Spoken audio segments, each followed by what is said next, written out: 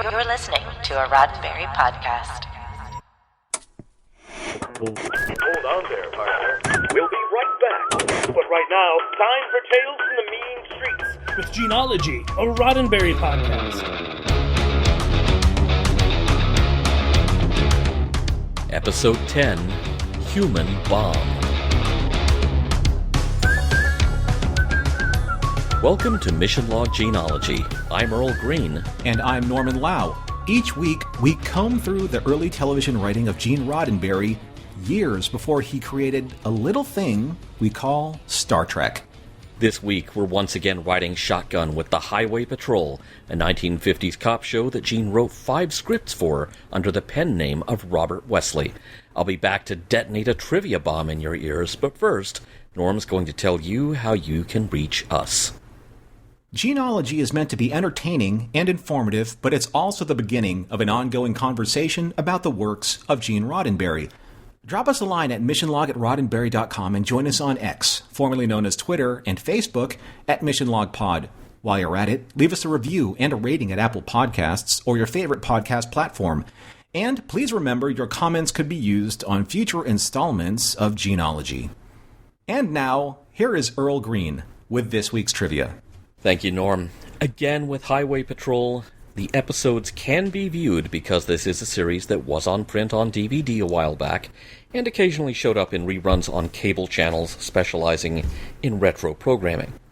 Its original air date was in late February 1956, though IMDb shows a 1955 air date, which is incorrect. But here is something interesting. Assuming it aired in, say, the last week of February 1956, that would place Human Bomb's air date about 1 week before the premiere of The Secret Weapon of 117.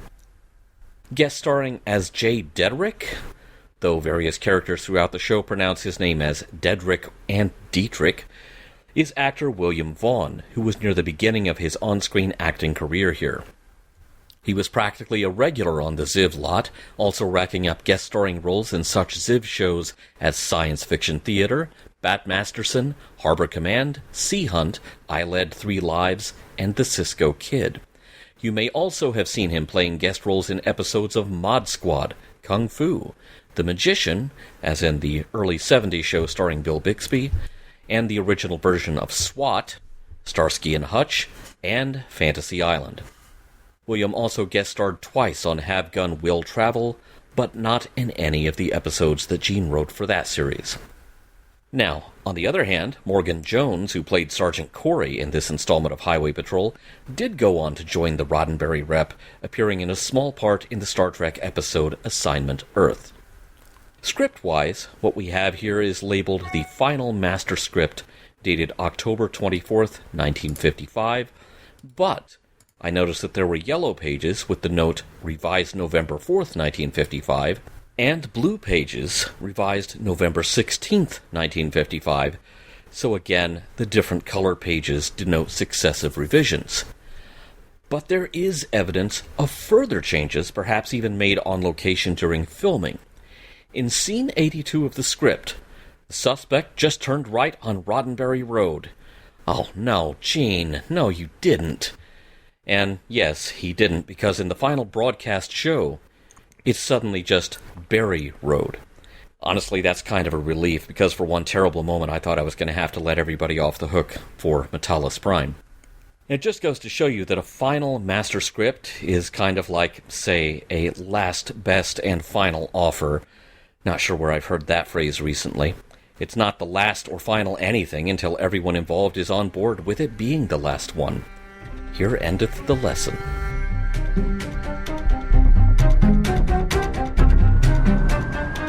Troubles? Don't know yet. Could be a crank call, could be a four-wheel bomb headed down Highway 11 for the city. Who is it? It's a neurotic electrical engineer, according to the call. 3224 is picking up his brother-in-law. We're meeting him halfway. How much time we got? We haven't got any, unless the roadblock slows him down.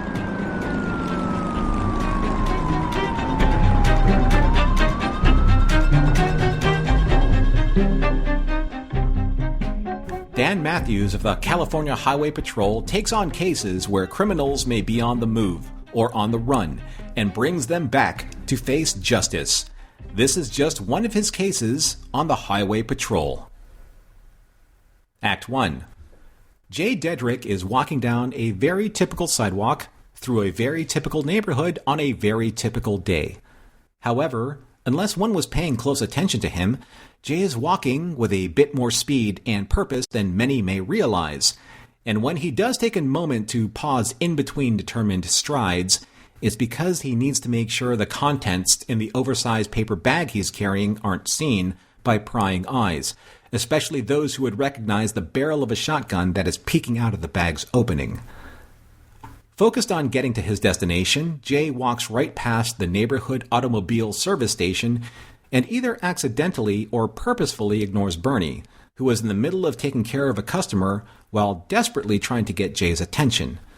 Jay finally makes it to his garage across the street from Bernie's station and hurries to lift the garage door, which causes him to fumble the contents of his paper bag, revealing several parts of a disassembled shotgun. Bernie can't make out what Jay was scrambling to scoop up and hide, but it was concerning enough for him to run across the street and try and figure out what is going on inside Jay's garage. Making his way to a side window, Bernie peers in and is shocked to find Jay inside the garage, surrounded by boxes marked VHE, as in very high explosives. As Jay walks to and from his workstation to his car, Bernie watches in terror as Jay straps together a handful of these explosives and places them inside the car at the end of a device which is outfitted with a cradle just long enough to hold a shotgun. Bernie knows exactly what Jay is planning because, being his brother-in-law, Bernie knows that Jay has never been the same since he was fired from work 9 months ago. Bernie pleads with Jay to stop before his plan goes too far, but Jay methodically continues finalizing the last components to bring his car bomb online.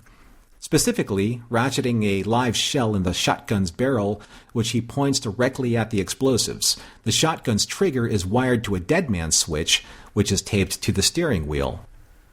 After taking stock of what Jay has invented, Bernie races back to his service station and frantically calls the Highway Patrol, which is redirected to Mathews at his desk, who tries to make sense out of Bernie's deluge of emotions and details about what he's just observed.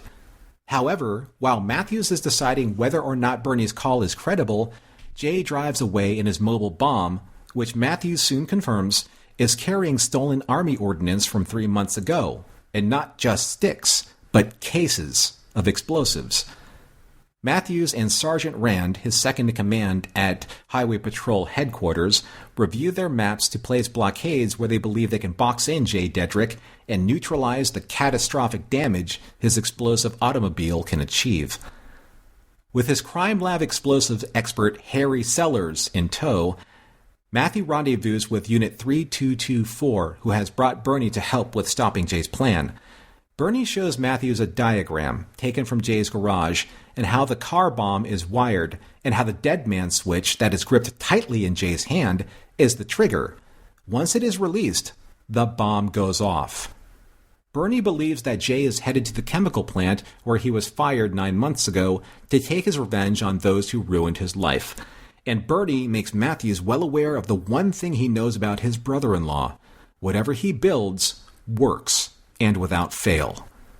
After testing several sticks of the explosive, Harry comes to the terrifying conclusion that not only are the explosives 3 times the power of normal dynamite, but packed in cases and in a car, the shrapnel from the explosion could put hundreds of lives at risk, let alone the chemical plant chain reaction that could destroy the city's industrial district. Act 2. Plans are being made to make sure that the Roget chemical plant tanks are drained and that all personnel are evacuated to try and reduce the amount of catastrophic fallout from Tedrick's car bomb if it reaches its destination. Civil Defense has issued a citywide red alert, and all units of the Highway Patrol have been placed on alert, leaving Mathews with a very thin coverage to try and intercept Dedrick's car.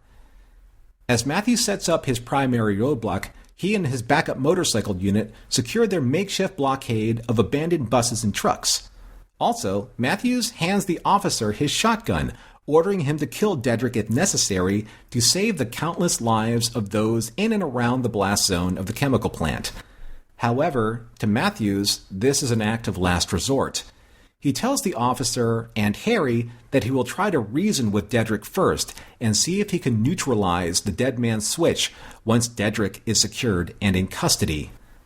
However, just moments before Dedrick reaches the blockade, he picks up a young hitchhiker who appears to be ditching school and is simply in the wrong place at the wrong time. With schoolbooks in hand, the wide-eyed boy jumps in Dedrick's car and takes a look at the shotgun in the back seat and the explosives packed in and around the vehicle and tries to back out of taking the ride. But Dedrick has other plans for him. The boy has now become his hostage and leverage against the highway patrol, and Dedrick, when stopped at gunpoint at the blockade, threatens to blow up the car and his unwilling and innocent passenger if Mathews and his officers don't let him pass. But Mathews makes sure that Dedrick thinks about one very important matter. He's not a killer. Suicide is one thing. Taking the boy with him is another. And with that, Mathews orders the blockade to be moved, and Dedrick speeds off through it and towards another route and back towards the chemical plant. Mathews and his dispatcher at HQ frantically radio each other back and forth as they redirect units across town to try and intercept Dedrick as he is barreling forward with his hostage towards finalizing his revenge at the chemical plant. Mathews knows that his resources are stretched too thin with a neighborhood evacuation and securing the areas around the industrial district. Not enough units are available to patrol the highways leading in and out of town, so Mathews has no choice but to leave Harry in charge of the blockade if Dedrick tries to double back, meaning Mathews will have to confront Dedrick alone, and with no backup. Meanwhile, at the edge of town, J. Dedrick looks at the terrified boy and realizes that even though he's bluffed his way past the blockade moments earlier, that Mathews was right.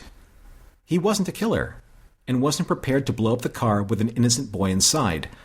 For whatever reason, this gave Dedrick pause enough to finally regain his senses and let the boy go.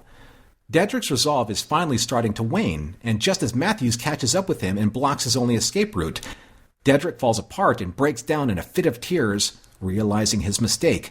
This gives Mathews the one chance he needs to secure the dead man's switch, but Dedrick reacts like a cornered animal and fights desperately to wrest the switch back from Mathews, who finally overpowers Dedrick just enough for the motorcycle officer to place Dedrick in handcuffs and for Harry to disarm the shotgun and the bomb. After Mathews lets go of the dead man's switch, his nerves finally get the better of him as his shaking hands get in the way of lighting his cigarette. Shaking hands that he explains to Harry that one shouldn't feel ashamed about. Mathews deflects Harry's question about exactly how he was able to apprehend Dedrick, knowing that the only way to stop a human bomb was to do so head-on.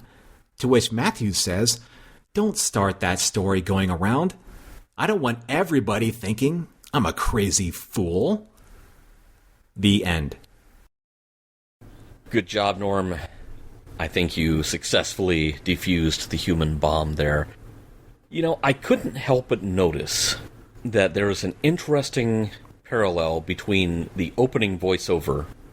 It's not Mathews who says it, it's the show's narrator, you know, kind of the omniscient voice who introduces every episode. He says, "Every criminal is dangerous, but most dangerous of all is the criminal whose only motive is hate, the one who will sacrifice his own life to take another." And my brain instantly went to a line from a certain other show that I know you and I are both big fans of. Namely an episode of Babylon 5 where Sheridan says, "Our new friend just said all the security in the world can't stop a lone gunman dedicated to exchanging his life for the target, and he is right." I do remember watching Dedrick walk down the sidewalk with that voiceover happening, and I can't help but feel like that I was being maneuvered into thinking a certain way towards a certain character that I actually had no information about, aside from the fact that he is wearing a strange upturned fedora and a leather jacket and carrying a bag with a shotgun piece in it. But it felt a little forced, to be honest with you. You know, it felt like this is a bad guy, treat him like a bad guy. And for a Gene Roddenberry script, it didn't feel as ambiguous enough for me to not be able to make my own decision about the chain of events that will lead us into, hopefully, a moral meaning or message, but we'll get into that later. Did you think that? Did you think that you were just being maneuvered too easily, too quickly at the beginning of this episode to think that this guy was a bad guy? Yeah, they're kind of front loading it. Yeah. There. And like you said, this is something that we'll be talking about more in the next segment or two. But there's not a lot of nuance here. There's not a lot of subtlety. Yeah, that's a big sticking point, I think, for both of us. And we'll probably get to that later on in the discussion. But I just wanted to go back to the opening credits for a second. So I didn't notice this with Reformed Criminal, which was the episode that we covered last week, for Gene-ology. But the scenes that were used in the montage of Highway Patrol are scenes from this episode. And I didn't get that from Reformed Criminal, but I don't know if it was an era-specific thing or if it was just something from this production, but it reminded me a lot of, say, Space 1999, where you would see this episode, then all of a sudden you would see like very exciting shots of the internal scenes of the episode before you even started watching it. Do you think that Frederick Ziv and Ziv Productions did it in this way just to make the episode engaging so that their audience wouldn't change the channel? That's one very valid reason to do it. If you spent money on pyro, go ahead and show the explosions really early. Wow, there's going to be explosions in this episode. I am sticking around. Yeah, just like when I was watching it, I'm like, okay, you're showing some of the really meaty scenes here, like really nice high-intensity production scenes, but again, unless we actually get a chance and the opportunity to talk to somebody who watched this in real time, you don't really get a sense of why they would just decide to do this particular thing. In the cast synopsis, like in the first page of the script, we see a Sergeant Rand. He was Mathews, kind of like second command at in the synopsis. I said HPHQ, Highway Patrol Headquarters, because I was being clever. Not really, but I'm wondering if Rand was somebody that Gene actually knew, and if that translated later on into Star Trek: The Original Series as a name he would use for Yeoman Janice Rand. Well, I hate to diffuse another human bomb on you, but we do see Sergeant Rand in later episodes of this show, so he may actually be part of the show format. Whoever created the show, Gene did not create the show. This show was created before Gene was on board, and he just came in as a freelancer pitching scripts and stories. Whoever created the show may have created the character of Sergeant Rand. Scene 10 and the script, which one thing I'm really loving about Highway Patrol is that we can see the episodes. We're not just working from the script, but this lets us kind of compare and contrast. The stage directions for Scene 10, close shot, Bernie at the window, registering at what he sees as he's looking in at Jay building the contraption. This is kind of an interesting departure from some of Gene's Mr. District Attorney scripts, where he was practically directing from the script. Here he seems to be leaving some interpretation up to the actor and director and trusting their instincts. And I found myself wondering if this was a change in Ziv policy, like, please let our directors do their own directing. That's a really good point. I remember when we were doing Patrol Boat, there were very specific notes that Gene left on his script saying, this is what you should do. These are kind of the nautical directions that need to be followed and adhered to strictly in order to convey the message of authenticity. And I think that there's a very clumsy aspect to some of this script where Bernie is, and I know that it's great that people can watch this now because Bernie is yelling through this pane glass window, which literally you should not be muffled by because it's literally paper thin. And he's watching Jay do what he's doing. He's watching Jay assemble the shotgun component of his car bomb and move boxes of explosives to and fro from his countertop to his car. There's a lot going on. And I'm why are they chewing up so much time showing kind of the minutia of this scene? Because it just seems that they are padding so much right now in the script. To caveat what I'm saying, for a Gene Roddenberry script, it seems a little insulting as an audience member watching this. Now, I don't know if that's the case for an audience member from 1950 5, is it, Earl? Script written in late 55, the show aired in February of 56. Right, so it just seems like even for episodes that we've seen Gene Roddenberry do for like Mr. District Attorney, and then obviously for Reformed Criminal, which we both really like critically loved, it just seems that this scene was so academic, I guess. There's just so much going on with the scene where it felt like, let's move this along because we're running out of time and we're not really getting to a story point here or any kind of foreshadowing to a potential story point. That being said, though, I do kind of like the Rube Goldberg assembly of the human bomb. Like, okay, the shotgun's going to go here. The dynamite's going to go here. We're going to wire in the dead man switch here. And all of a sudden, okay, here goes, let's release the marble and see what happens. Let's see if, all of a sudden, a burrito gets made and it gets dumped. And all of a sudden, Einstein's like dog food from Back to the Future gets spilled. And then the marble keeps going. And then now we're going to get to the human bomb kind of thing. Like, I thought that was well done, even though that entire scene was maybe a little too long. Well, there's almost a whole page of the script very early on describing how the dead man switch is set up and describing, how the contraption in the back of the truck is set up.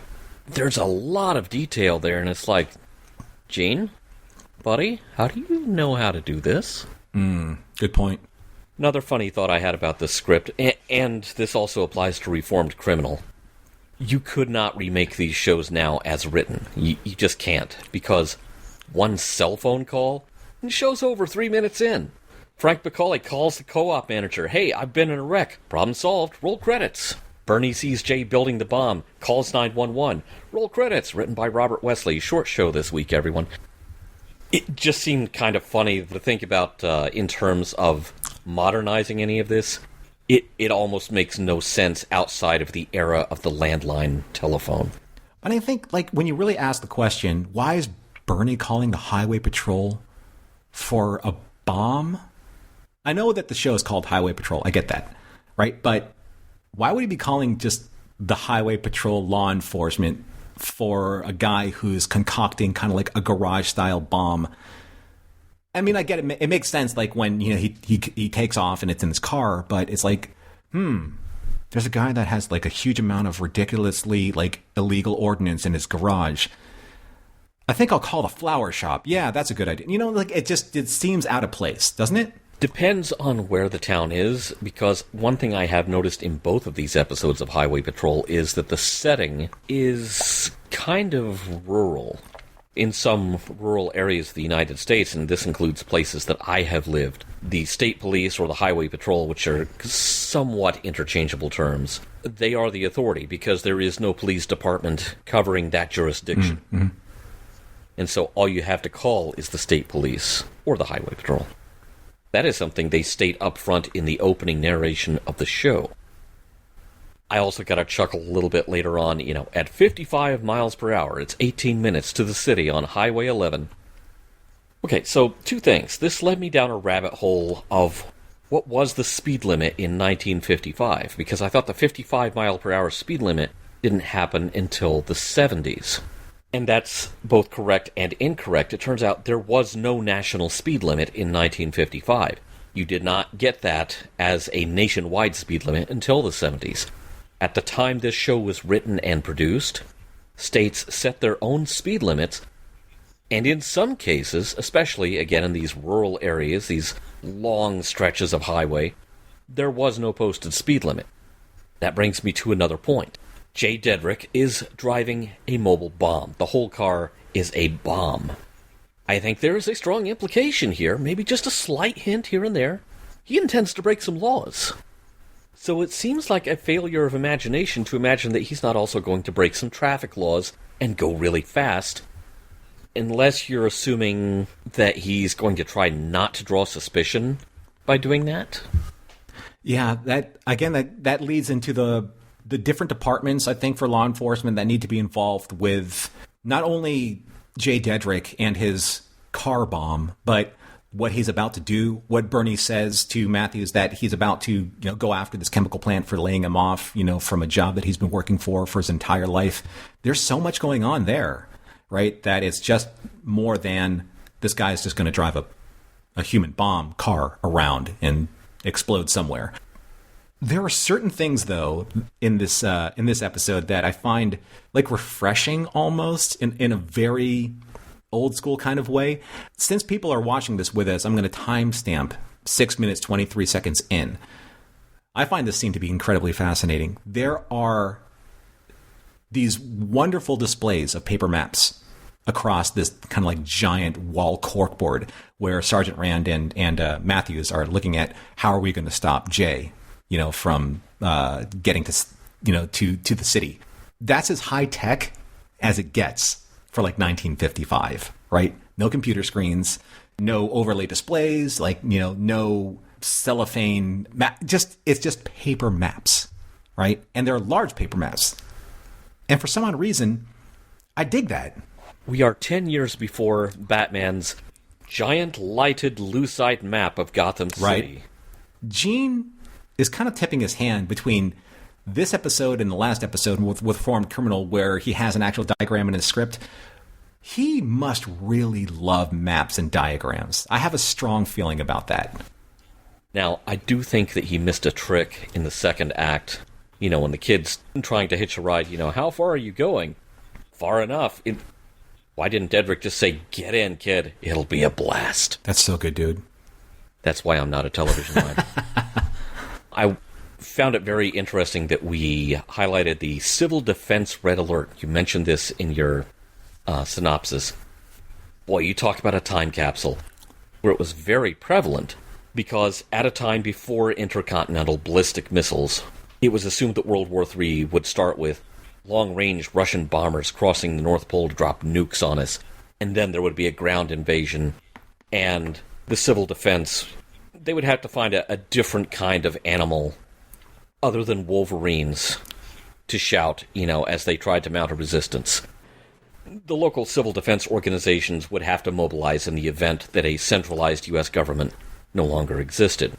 When ICBMs became a thing and World War II was no longer envisioned as being a thing where bombers would spend a few hours to get here and there'd be a lot of warning. Death from above is now minutes away. Civil defense kind of switched from we're going to defend our homeland to being a disaster planning thing because there was not going to be time to do anything but flip the switch that started up those big yellow Thunderbolt sirens to sound the alarm. But in 1955, something like this event would have been a civil defense concern. It's interesting that you bring this up in such detail because in the script, and certainly in the episode, it was kind of standard operating procedure. The Highway Patrol was notified that something was about to happen. They see the escalation and the scale of kind of like the devastation that was going to happen from the car bomb, the bomb, the shrapnel hitting this, chemical plant, and, civil authorities or the civil defense had to be engaged. And maybe for the 1950s, 1955, that reference it landed probably stronger than it does now. Yeah, civil defense was very much at its peak, was very much a Cold War thing. There's a big fight scene between Mathews and Jay at the end that's staged pretty well. I was kind of surprised by that part, but there were also some things in there that made me laugh because they keep taking Jay Dedrick's lines and looping them. Like there's a very distinctive let go, and it gets looped. He says it again, except it's more rapid fire. Let go, let go, let go, let go, and that gets looped repeatedly. And it just made me chuckle because, it's literally identical. And it kind of reminded me of some weird dialogue looping at the end of Charlie X, because they took random outbursts that were part of a sentence and just cut them up, and I guess they felt they needed to fill silence in that scene. I got a big laugh out of all of the ad-libbing around Dan Mathews trying to light a cigarette in a stiff breeze right after the fight. None of that is in the script. Just leave it in the shows, guys. Cut and print. We've hit our 30 hours. While they are lighting up their smokes, man, I'm glad that there's not like a bunch of sticks of dynamite just 3 feet away.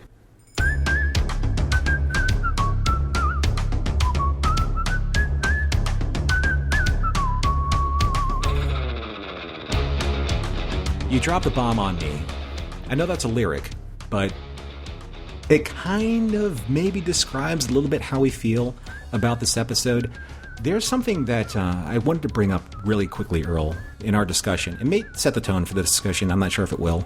It may set the tone for our listeners. I'm not sure if it will. But I need to make sure that on the record, maybe I'll take this on the chin, that it's possible there are scripts out there from Gene Roddenberry that just don't land correctly.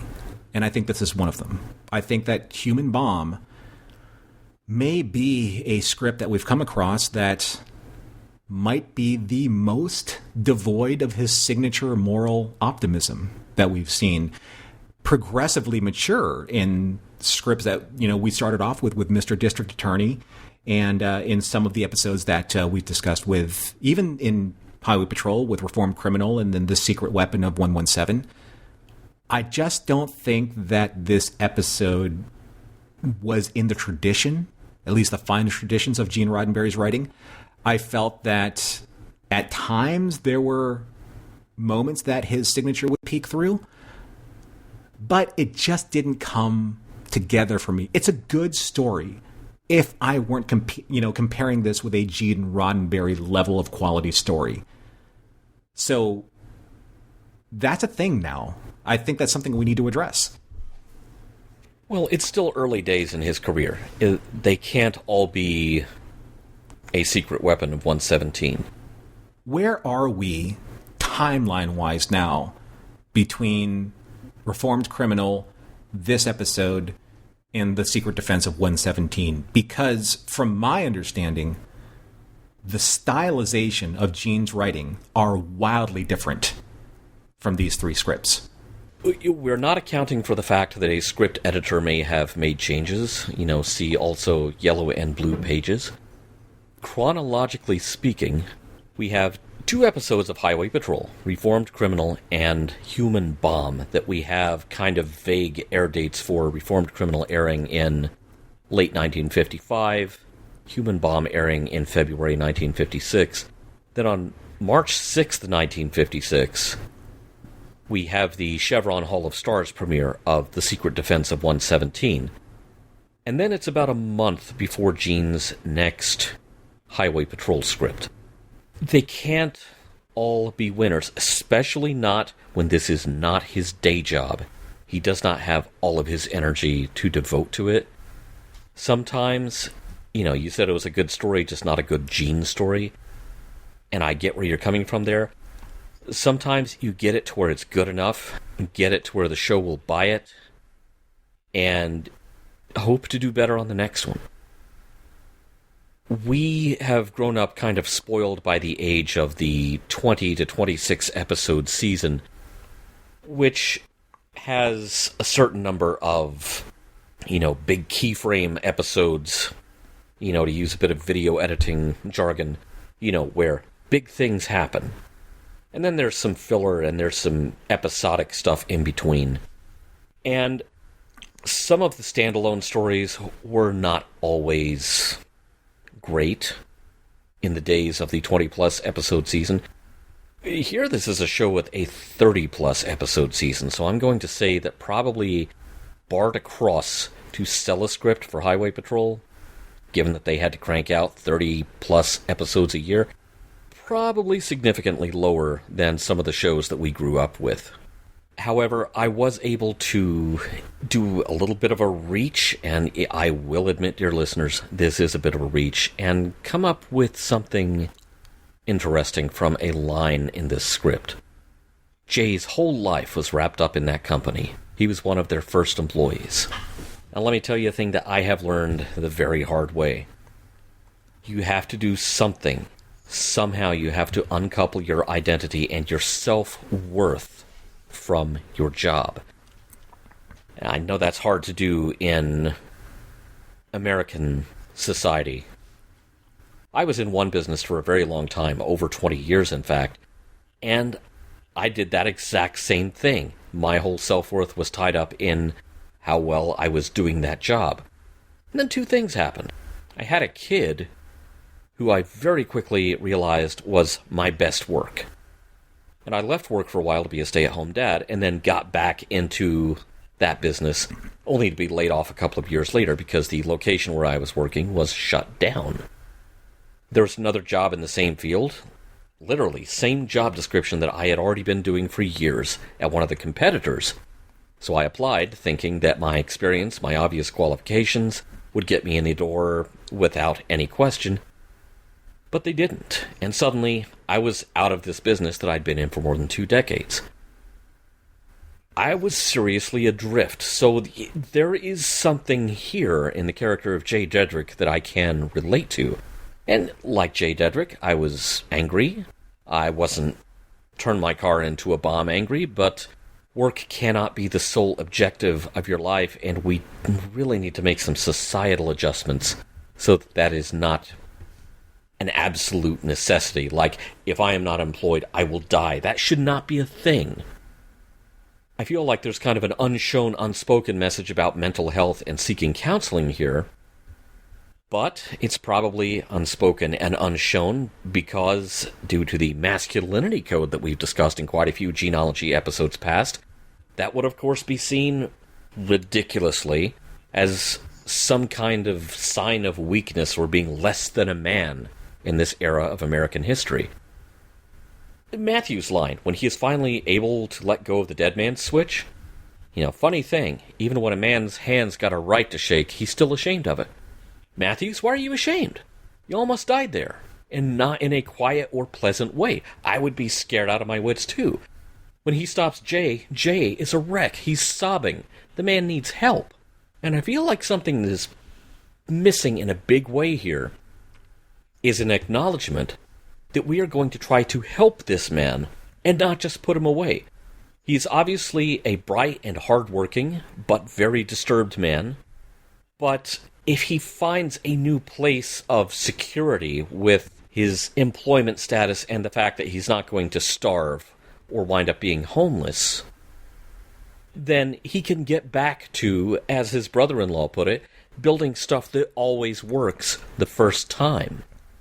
But there is no hint of any of this anywhere in this script. He just gets a couple of knuckle sandwiches from Broderick Crawford. And, apparently in the 50s, that's all the therapy a man can expect.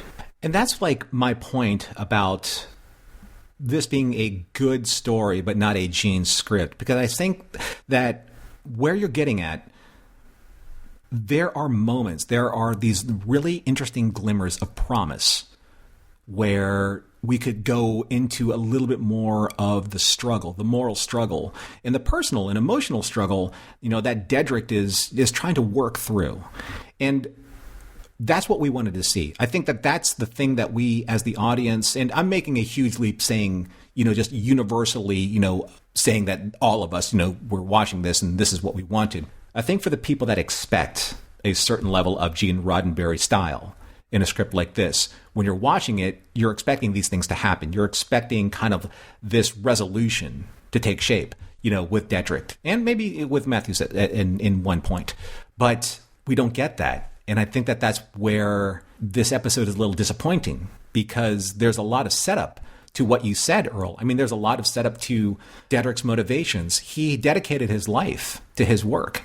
He was there at Roger Chemicals from the very beginning. He probably created products and procedures that allowed this company to flourish and grow and become this financial power in their community. But he was never recognized for it and for whatever reason was summarily let go. And that damaged his identity. And he didn't know what to do after that. Because when your identity is wrapped up in something that's intangible or out of your control, then what do you do? And I think that a lot of people out there are like this. I certainly was. I worked for a company for 22 years. And when I left, I didn't know what my identity was because everything that I did, a majority of the decisions that I made, personal time that I lost, was at the behest and the benefit of the company. So when you leave that, what does that say? Are you admitting that that was wrong? And if admitting that was wrong, then you go into the 4 pillars of the masculinity script of, well, I couldn't be wrong. The big wheel says I'm supposed to earn. We don't talk about it means there are no emotions involved. And being a man of action and adventure means that, well, I'm ready to take on the next best thing, the next big adventure, the next big challenge. So in recognizing that there was something wrong, with Dedrick, with being fired, with losing his identity. That means that in terms of his masculinity, and especially in 1955, so much is being torn down about this character that what is he left with aside from two options? One being suicide and the other being salvation. But how does that salvation come? Does he know that there's going to be someone out there that's going to be able to fight for his side?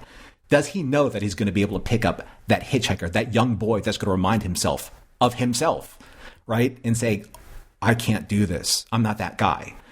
And that's not what we're getting in this episode. That's not what we're even close to getting in this episode. But the thing is that the seeds of Gene's style are there. Yet it's disappointing that we don't get there. Yeah, you can see some of these potential story points peeking around the corner, waiting to happen. And when they don't happen, that's what makes this a really frustrating episode. If you're going into it waiting for your aha moment, like, there's my boy, there's Gene doing what Gene does. But I think at this point in his career, Gene didn't always necessarily have the time or energy to bring everything in for the landing that he may have wanted to. I don't know if it's out there or if you have documentation of this or, even a story that you've been able to research about maybe someone at Ziff Productions, maybe Frederick Ziff saying like, okay, Gene, you need to streamline your scripts so that it services a greater audience. Because one of my big sticking points with this story is there's so much, and I'm going to use a mission log reference here, there's so much teching tech in this episode that it steals a lot of time from deeper morals, meanings, and messages. Here's an example of what I'm talking about. So there's a scene where Dispatch broadcasts the message right after Mathews leaves to meet with Harry, his bomb tech. Dispatch says, cars 3822, 3433, set up a roadblock at State 11. I want to go through the entire thing, but it's so minutia driven. It's just yada, yada, yada, right? This may be another thing where Gene's making sure that Robert Wesley gets his consultant fee for the week. Right. Oh, look at all the correct police lingo in this script. I want to read this particular passage because just it's an illustration of how much time was dedicated to very specific technical jargon, where technical jargon is taking the place of further delving into the emotional connectivity and maturity and development of the characters and the resolution that we didn't see.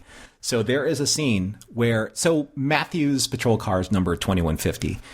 And 2150 says, are the police blocking the entrance to the city? And the radio dispatch says, city police report industrial district evacuation interfering with road efforts. 2150, 10-4, radio girl. 2150, watch officer request your location and plans. Mathews says, cutting to Eastgate. There are too many scenes that have to deal with this number, this road, this map, this, that. And that in and of itself is so distracting for me that it completely misses the whole point of why you're telling the story in the first place. And for me, it just seems so antithetical Gene Roddenberry. You know what I mean? It could be that Gene originally had some of the points that, we're sitting here watching this hoping he's about to make. He may have had some of this stuff in the script and it got chucked back at him as, what is this sensitive guy stuff? We're not going to talk about this guy needing help. We just need to beat him up and put him down. And with the time left to him to do revisions, and after getting disheartening news like that, could be that this was his answer to, okay, I've got to take this stuff out of the script. What do I use to build the script back up to the necessary time? Technobabble, jargon, police jargon. We're going to let Robert Wesley earn his writer's fee and his consultant's fee. But are we under the impression that this is the kind of stuff that lands for the audience to pay more attention to, in a police procedural drama as opposed to, say, Reformed Criminal, where both you and I were like, wow, when we actually see the story that's being told and the resolution, with Frank Wood's character or Frank Bacalli's character, that we see that you can tell both sides of the story when it comes to the procedural part and the moral implication and delving into kind of like the change and the shift and the character momentum because you can see that. That's the thing, that drives me nuts about this episode. So you can see that going on, with Jay Dedrick. There's a scene where he looks at that boy and that's the moment.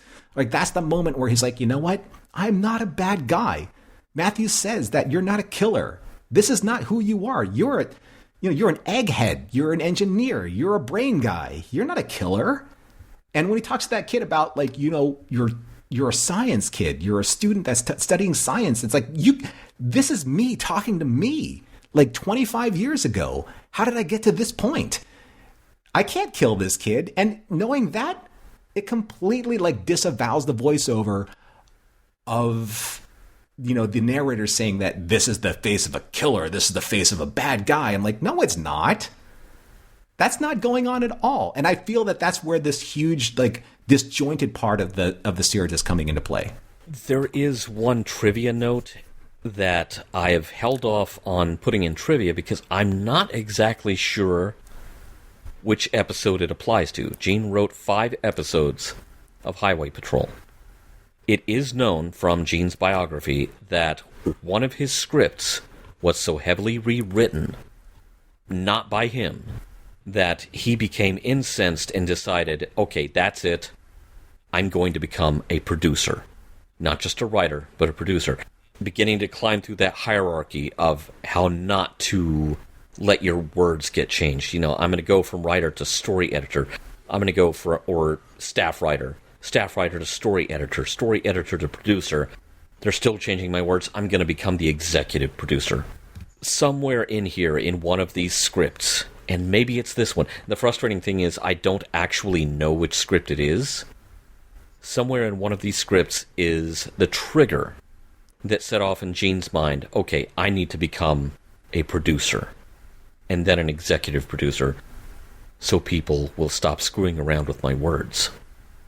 Other than that, I feel like Mathews could have had police car number 2112, but I guess he was in no rush.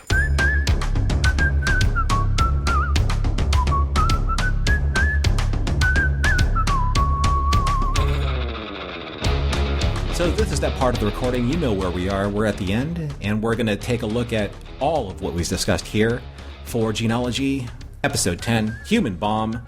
Did this drop the bomb on us, baby, or is this a completely different lyric altogether? We're going to start off with Earl. We're going to look at what we do here in Mission Log. We look at the morals and meanings and messages of these episodes. Did this land with us in a certain way? Did it not? I have a certain feeling that in our discussions so far, it may have gone a certain way, but since we don't read each other's notes, Earl is here to let us know, did this have a specific message or moral of meaning that landed with you? Insert the clip of Bugs Bunny saying, no. Sometimes there's no message. None whatsoever, and this is one of those cases.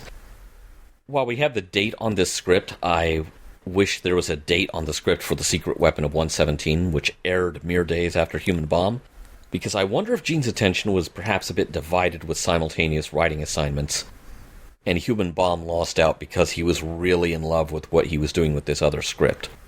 It certainly seemed like his whole heart was in Secret Weapon, but in the case of Human Bomb, it doesn't read much like what we would expect from one of Gene's scripts.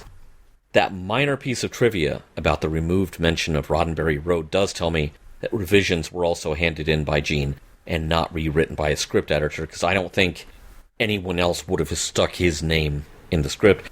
So most of it was probably Gene's work, but it's very average and not terribly memorable.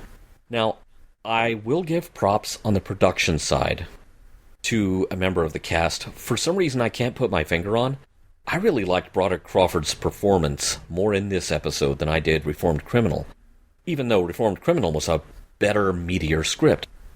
He just seemed more on point this episode, snappy delivery, some well-staged action. He made all the rapid-fire police jargon and the dialogue seem somewhat natural. There were some weird editing choices, there was some odd pacing, and I kind of feel like maybe we're seeing someone else's fingers in the pie here in the editing stage. Either the script editing or the show editing itself, since we're going to spend 5 minutes blowing up sticks of dynamite at the side of the road. That brings up an interesting question, Roland. I'm glad that this is the point that I think maybe we haven't discussed yet, in Gene-ology. Are we always expecting the Gene Roddenberry script? Are we always expecting to see that which we know Gene Roddenberry is famous for? And if we don't, does that necessarily mean that the project or script that he's working on is without merit or without quality? Because I think that that's an undue criticism that we can levy from 70 years in the future. Yeah, I found myself wondering if maybe we covered Secret Weapon of 117 too soon. Because after that, we were expecting him to be functioning on that level. Mm-hmm. This is before that. And yet, Reformed Criminal worked on multiple levels and was much better than this story. Right. And I think that, because we are moving back and forth in time, to try and facilitate covering these scripts for the reasons that we need to cover them in this particular time frame and chronology, it's hard to see the consistency of his maturity level emerge from, say, the Secret Weapon of 117 to Reformed Criminal to here. And we're hoping that there would be a certain level of clout that would be able to, or influence that he'd be able to, parlay with when it comes to being able to influence the quality of the scripts. But something about Human Bomb for me just never really landed. And it felt like we were always on the emergence of a great Gene Roddenberry script, but something got in the way. There was some interference along the way that never let it mature to this great moral complexity that we're used to seeing in Gene Roddenberry scripts. Did you read the script first before you watched the episode? I actually watched the episode quite some time back, rewatched it, really with the script up on another screen, and I was following along because since we have the luxury here with Highway Patrol of having both the show itself and the scripts, I've been viewing it like that so I can compare and contrast and point out, fun little stuff like he tried to stick Roddenberry Road in there.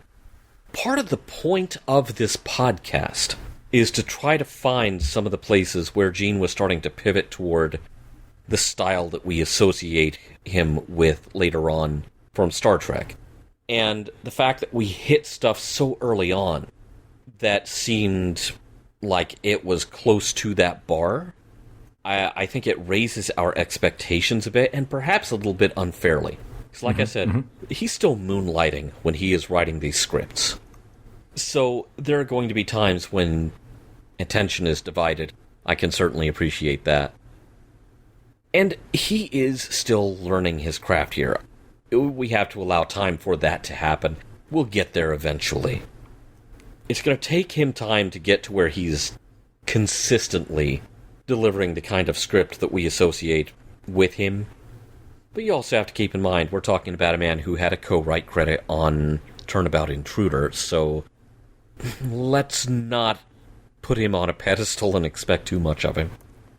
Well, sure, and I think that we're looking at it from a standpoint of the momentum that he's building, in his script writing, where, say, the episodes of Mr. District Attorney that we've covered, there was, I think, in my opinion, there was a more of a steady incline of quality than, say, right now with the two scripts that we've, started off with Highway Patrol, with Reformed Criminal, which I thought was very signature style of Gene Roddenberry, versus this one, which is more of kind of like a run-of-the-mill, and I don't want to say this, and I don't want to use this in the wrong way, but kind of like a pedestrian type of script where anyone in the 1950s would have, 1955, would have seen this and oh yeah, this is fun, this is good, next.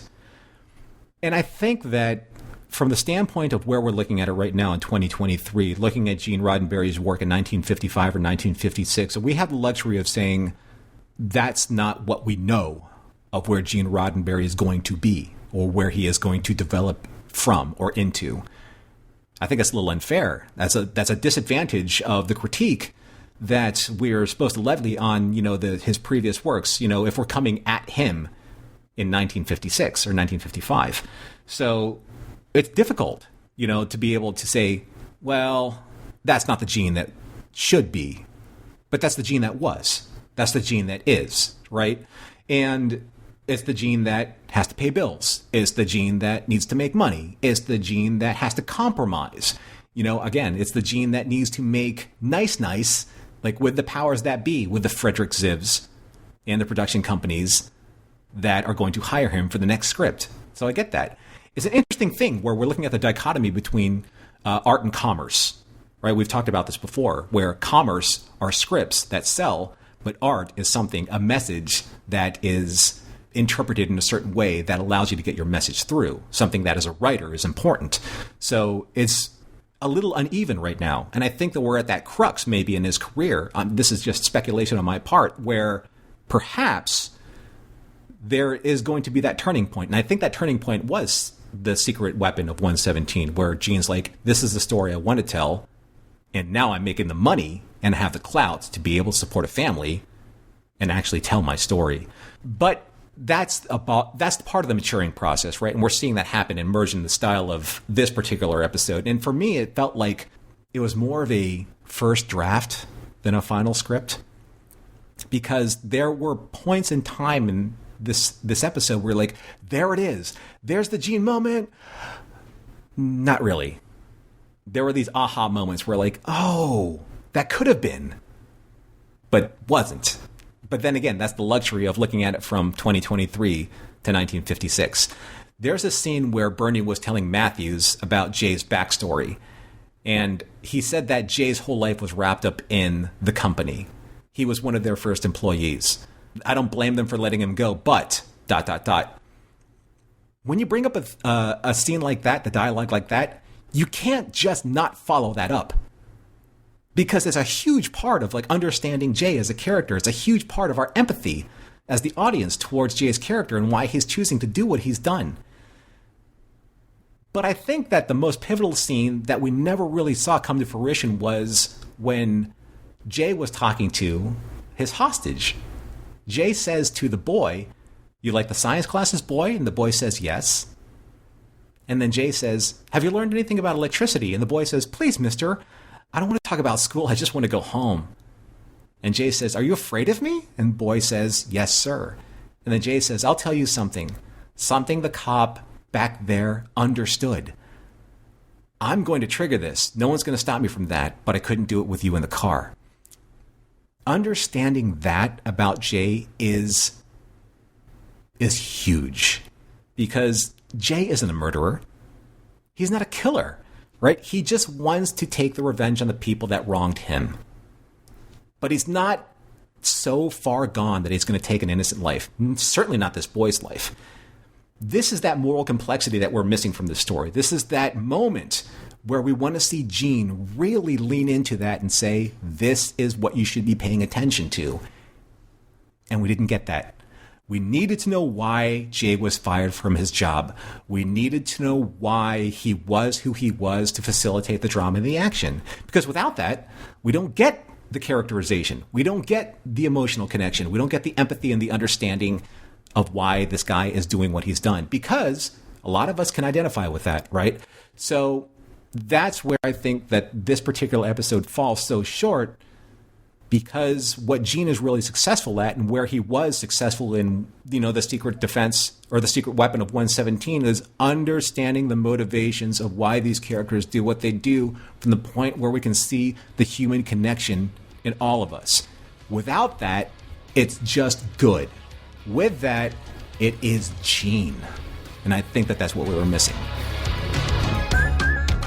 Mission Log Gene-ology is produced by Roddenberry Entertainment. Special thanks to the Roddenberry Repertory Players. Our cast this week featured Mark Pracht as Detective Dan Mathews and Adam Drosin as Harry Sellers.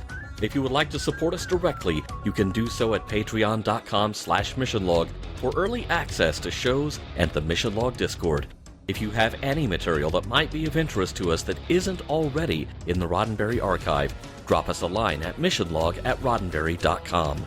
Our website is missionlogpodcast.com. On the next Gene-ology, mental patient.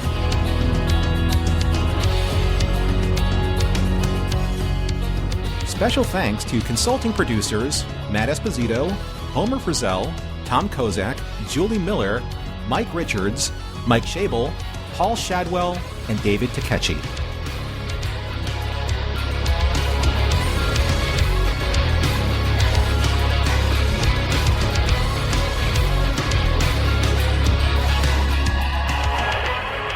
We'll be back next week with more of your favorite programs. This concludes our broadcast day.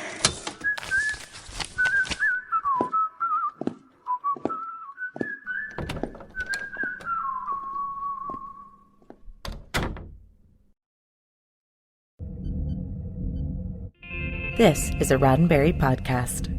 For more great podcasts, visit podcast.roddenberry.com.